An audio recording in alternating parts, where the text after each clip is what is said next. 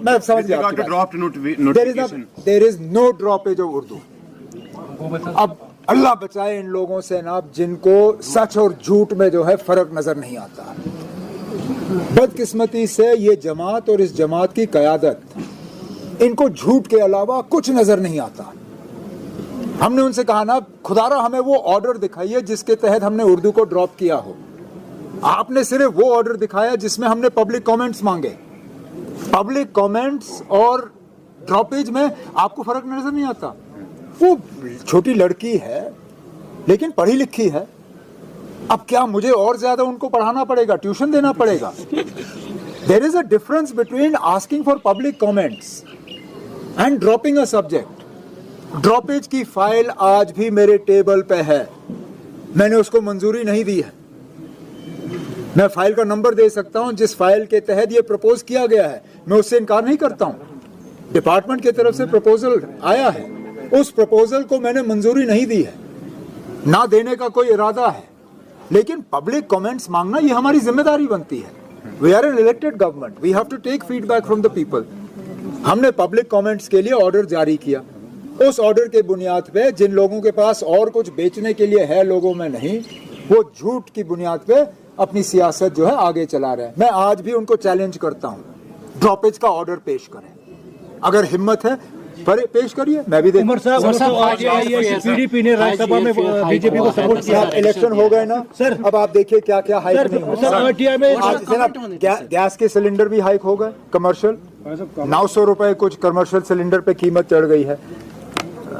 तेल की कीमतें बढ़ जाएंगी, सारा कुछ बढ़ेगा ना। इलेक्शन हो गए, इसका इलाज जो है वो यही इसी चीज का नतीजा है ना। जब तेल की कीमतें बढ़ेंगी, पैसेंजर का फेयर नहीं बढ़ेगा। वैसे भी ये लोग टेबल के नीचे से इतना ही फेयर ही ले रहे थे,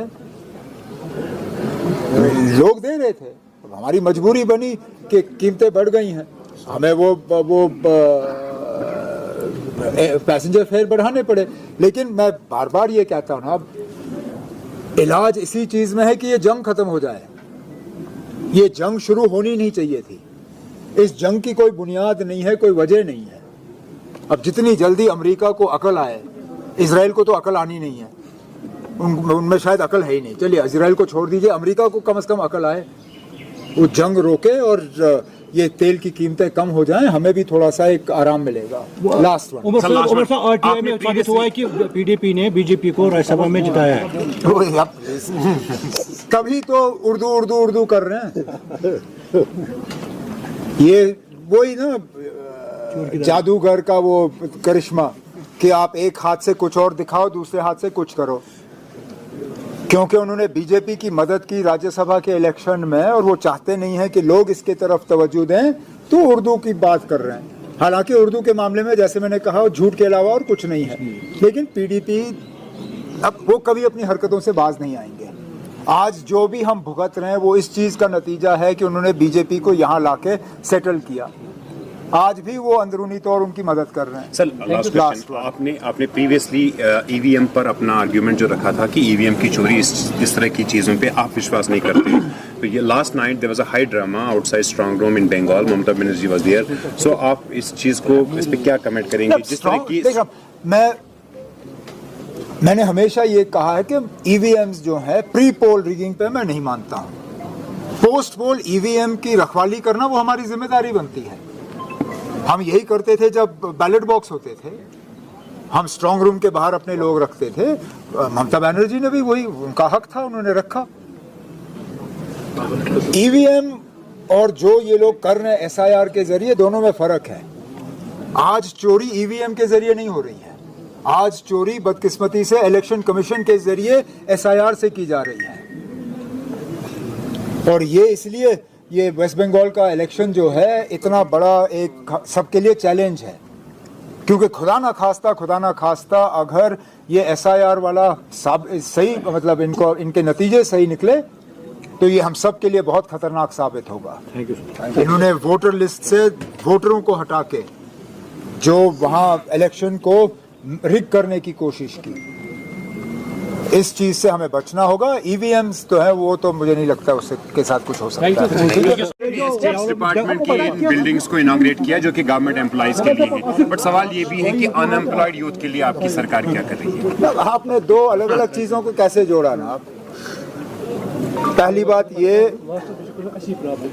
दरबार मूव दोबारा शुरू करने के बाद हमारी जिम्मेदारी बनी कि हम अपने मुलाजमों को ठीक तरह से जो है अकोमोडेशन प्रोवाइड करें। कुछ यहाँ बिल्डिंग पहले से बन रही थी, कुछ में काम जो है वो मुकम्मल करना बाकी रहा था, लेकिन मैं स्टेट्स डिपार्टमेंट का और इनके तमाम अफसरों का शुक्रिया करता हूँ कि उन्होंने बहुत जल्दी ये सारे काम मुकम्मल किए और दरबार मूव से पहले ये तमाम बिल्डिंग्स जो हैं इनको अब मुलाजमों के हवाले जो है अलॉट किया जाएगा। लेकिन उसके साथ साथ बहुत ज़रूरी है कि हम जहाँ तक हो सके श्रीनगर शहर को थोड़ा सा डीकंजेस्ट करें। ये इलाका एक अच्छा एरिया है जिसको हम आगे जाके डेवलप कर सकते हैं एम्प्लॉइज़ के लिए, सीनियर अफसरों के लिए, यहाँ तक कि हमारे जो ऑनरेबल लेजिस्लेटर्स हैं उनके लिए भी यहाँ जो है अकोमोडेशन जिस तरह दिल्ली के पैटर्न पे, चाहे वो बाबा खड़क सिंह मार्ग हो, चाहे वो न्यू मोती बाग हो, जहाँ वहाँ इस तरह की अकोमोडेशन डेवलप की गई है। हम चाहते हैं कि इस इलाके में इसी तरह जो है एक अच्छा कॉलोनी जो है वो बने और जो इलाके अभी इस्तेमाल हो रहे हैं उनको आगे जाके मोनेटाइज किया जा सकता है, चाहे वो जवाहर नगर हो, चाहे वो हमारा एग्जिस्टिंग MLA हॉस्टल हो। इन चीज़ों को फिर मोनेटाइज करके वो पैसा यहाँ पे इस्तेमाल किया जा सकता है। वो हुआ एम्प्लॉयज़ के लिए। अब आपने इसके साथ सिक्सर मार के ऐसा इशू जोड़ा जो इसके जिसका इस प्रोजेक्ट के साथ कोई ताल्लुक नहीं था। बेरोज़गारी जम्मू कश्मीर का एक बहुत बड़ा मसला है, इससे कोई इनकार नहीं कर सकता, लेकिन मैंने बार बार कहा है कि बेरोज़गारी का खात्मा सरकारी मुलाजमत में नहीं है। कोई ऐसा मुल्क नहीं है जिसने बेरोज़गारी का हल सिर्फ सरकारी नौकरियों से किया है और हमारे मुल्क में कोई ऐसी रियासत नहीं है जहां सरकारी मुलाजमत की बुनियाद पे बेरोज़गारी को ख़त्म किया गया है। हम जितने नौजवान सरकारी मुलाजमत में एडजस्ट कर सकते हैं हम करेंगे, लेकिन हमारी मुकम्मल कोशिश है कि प्राइवेट सेक्टर को एक बढ़ावा मिले, प्राइवेट सेक्टर को हम मजबूत करें। इसमें हमारी हुकूमत के तरफ से जो एक स्कीम सेल्फ एम्प्लॉयमेंट और एंटरप्रेन्योरशिप के लिए मिशन युवा के नाम से ये लागू किया गया।